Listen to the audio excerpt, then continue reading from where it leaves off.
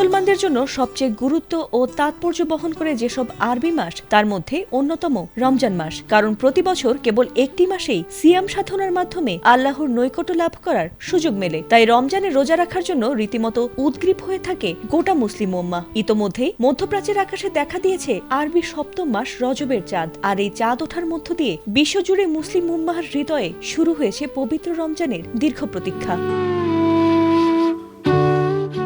রজব ও শাবান মাসের পরেই আসে রহমত, মাগফিরাত ও নাজাতের মাস রমজান মাস। আর মাত্র 2 মাসের ব্যবধানেই শুরু হতে যাচ্ছে সিয়াম সাধনার এই মহিমান্বিত মাস।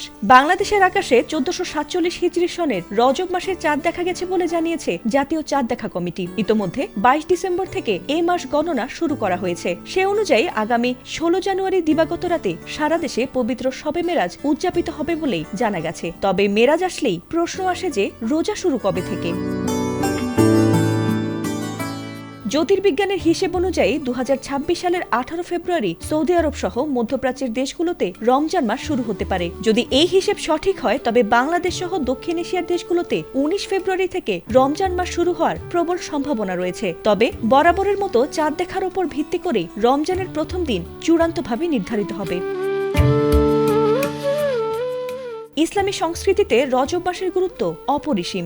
জিলকদ, জিলহজ ও মহরমের মতো এই মাসটিও যে সময়ে যে কোনো ধরনের যুদ্ধবিগ্রহ ও অন্যায় কাজ করা কঠোরভাবে নিষিদ্ধ। এছাড়া এ মাসের 26 তারিখ দিবাগত রাতটি মুসলিমদের কাছে শবে মেরাজ হিসেবে পরিচিত। এই মহিমান্বিত রাতেই মহানবী হযরত মুহাম্মদ সাল্লাল্লাহু আলাইহি ওয়াসাল্লাম মহান আল্লাহর সাথে সাক্ষাৎ করেন এবং উম্মতের জন্য 5 ওয়াক্ত নামাজ উপহার হিসেবে নিয়ে ফিরে আসেন। এই রাতে ধর্মপ্রাণ মুসলমানরা নফল নামাজ, কোরআন তিলাওয়াত ও জিকির দোয়ায় মশগুল থাকেন। অনেকে এই দিনে নফল রোজাও পালন করে থাকেন।